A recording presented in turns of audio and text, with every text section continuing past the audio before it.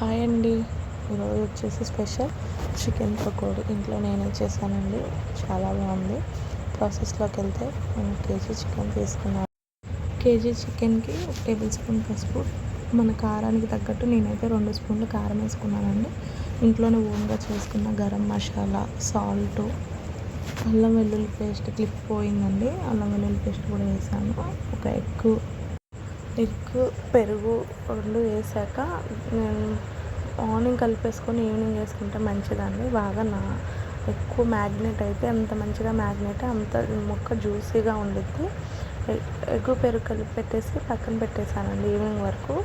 Evening వేసే ముందు cornflour 2 table spoon, మైదా ఒక 2 టేబుల్ స్పూన్ వేసానండి. లెమన్ కూడా ఒక సగం చెక్క సరిపోతుందండి. లెమన్ కూడా సగం చెక్క వేసేసుకోండి.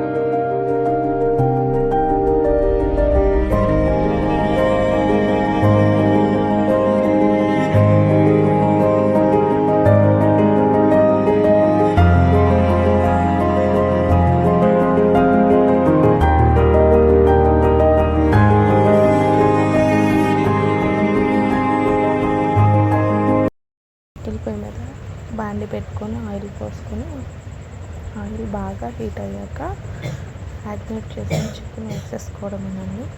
చికెన్ బాగా డీప్ ఫ్రై చేసుకోవాలి. తక్కువ మంట మీద డీప్ ఫ్రై చేసుకోవాలండి. బాగా డీప్ ఫ్రై అయ్యేటప్పుడు కొంచెం కరివేపాకు, జీడిపప్పు, పచ్చిమిర్చి కూడా వేసుకుంటే బాగుంటుంది. నేను కరివేపాకు ఒకటే వేసాను, పిల్లలకి చేస్తున్నాను కదా, మళ్ళీ పచ్చిమిర్చి స్పైస్ తగిలితే తినరేమోనని ఓన్లీ కరివేపాకు ఒకటే వేసానండి. బాగా బ్రౌన్ కలర్ రావాలి. గోల్డెన్ బ్రౌన్ కలర్ వచ్చాక తీసేసుకోవడమేనండి. టేస్ట్ అయితే చాలా బాగుందండి. మా పిల్లలు ఎంజాయ్ చేస్తూ తిన్నారు. మీరు కూడా ట్రై చేసి ఎలా ఉందో చెప్పండి.